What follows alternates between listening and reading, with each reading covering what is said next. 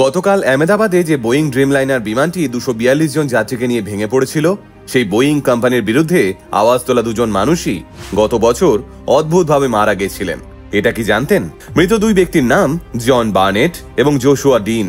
একজনকে মৃত অবস্থায় পাওয়া গেছিল তার ট্রাকের মধ্যে, এবং আরেকজনের মৃত্যু হয়েছিল আচমকাই একটা ভাইরাস ইনফেকশনের জন্য। কিন্তু রহস্যজনকভাবে এই দুজন মানুষই বোয়িং কোম্পানির বিরুদ্ধে অভিযোগ এনেছিলেন ত্রুটিপূর্ণ পার্টস ব্যবহার থেকে খারাপ কোয়ালিটির জিনিসপত্র ব্যবহার করা নিয়ে। মোদ্দা কথা, বোয়িং কোম্পানির ম্যানুফ্যাকচারিং ডিফেক্ট নিয়ে কথা বলা দুজন হুইসেল ব্লোয়ারকেই গত বছর মার্চ ও এপ্রিল মাসে অদ্ভুতভাবে মরতে হয়েছিল। কিন্তু ঠিক কি নিয়ে প্রশ্ন তুলেছিলেন তারা, আর কেনই বা তাদের মৃত্যুকে বর্তমানে গোটা দুনিয়ার মানুষ একটা ষড়যন্ত্র বলে আখ্যা দিচ্ছেন? চলুন তাহলে আজকের ভিডিওতে সেটাই জেনে নিই। দ্য বোয়িং কোম্পানি, সেই 1916 সালে পথ চলা শুরু করা এই এভিয়েশন কোম্পানি আজ commercial airplane, military aircraft, satellite থেকে শুরু করে এয়ারস্পেস ইনোভেশনের মতো বিভিন্ন কর্মকাণ্ডের সঙ্গে জড়িত। মিস্টার জন বার্নেট ছিলেন এই বোয়িং কোম্পানিরই একজন কোয়ালিটি কন্ট্রোল ম্যানেজার। প্রায় 32 বছর তিনি এই পদে কাজ করেছিলেন বোয়িং কোম্পানিতে। কিন্তু সমস্যার সূত্রপাত হয় 2017 সালে। বোয়িং কোম্পানির ড্রিমলাইনার এয়ারক্রাফট প্রজেক্টে কাজ করার সময় জন বার্নেট নামের এই ভদ্রলোক দেখতে পান প্রজেক্টে ভয়াবহ অনিয়ম হচ্ছে। অন্য কেউ হলে হয়তো চাকরি বাঁচানোর ভয়ে গোটা বিষয়টা চেপে যেতেন, কিন্তু জন বার্নেট সেটা করেননি। বোয়িং 787 এয়ারক্রাফটে ত্রুটিপূর্ণ পার্টস ব্যবহার থেকে অক্সিজেন সরবরাহের সমস্যা, পাশাপাশি প্ল্যান্টের ভিতরকার ভয়াবহ অনিয়ম নিয়ে তিনি সরব হন এবং গোটা বিষয়টা মিডিয়ার সামনে ফাঁস করেন। পাশাপাশি তিনি আমেরিকার ফেডারেল এভিয়েশন অ্যাডমিনিস্ট্রেশন এবং অকুপেশনাল সেফটি অ্যান্ড হেলথ অ্যাডমিনিস্ট্রেশনকে চিঠি লিখে অভিযোগ জানান এবং আদালতেও যান। এরপরেই শুরু হয় বোয়িং কোম্পানির বিরুদ্ধে তদন্ত। প্রমাণিত হয় বোয়িং কোম্পানির বিরুদ্ধে জন বার্নেটের আনা সবকটি অভিযোগই সঠিক। আদালতে মুখ পুড়লেও নিজেদের ইগো স্যাটিসফাই করার জন্য জন বার্নেটের পিছনে লাগে বোয়িং।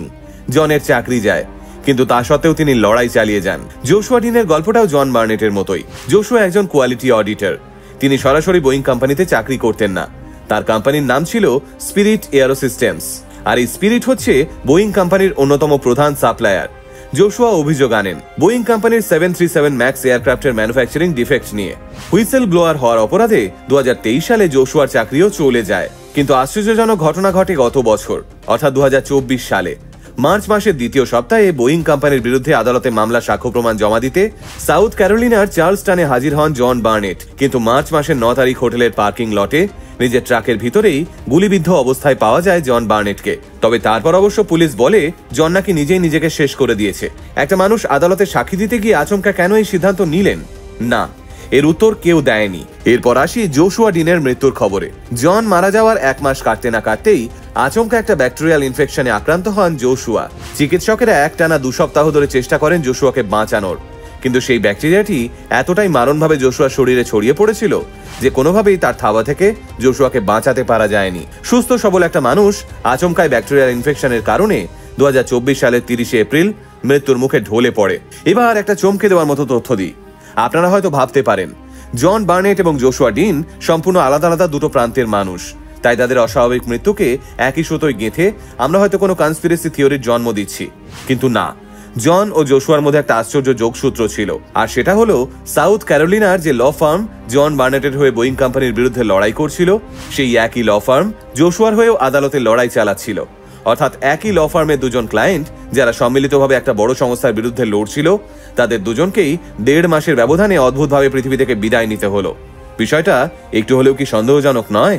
গতকাল আহমেদাবাদে যে বিমানটি 242 জন যাত্রীকে নিয়ে মেডিকেল কলেজ হস্টেলের উপর আছড়ে পড়ে, সেই বিমানটির নাম বোয়িং স্টারলাইনার। হ্যাঁ, এটাই সেই স্টারলাইনার যার ম্যানুফ্যাকচারিং ডিফেক্ট নিয়ে আদালতে লড়াই করেছিল জোশুয়া। আমাদের কাজ আপনাদের কাছে সঠিক তথ্যটা তুলে ধরা।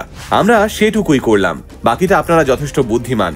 এই গোটা বিষয়টা ঠিক কোন দিকে ইঙ্গিত করছে সেটা নিশ্চয়ই এতক্ষণে আপনারা বুঝতে পেরে গেছেন। গতকাল আহমেদাবাদের বিমান দুর্ঘটনায় প্রাণ হারানো প্রত্যেকটা পরিবারকে গোটা আল্টিমেট মোটিভেশন টিম গভীরভাবে সমবেদনা জানায়। আর আমরা প্রার্থনা করি এখনো যারা হাসপাতালে চিকিৎসাধীন তারা যেন যত দ্রুত সম্ভব বাড়ি ফিরতে পারেন।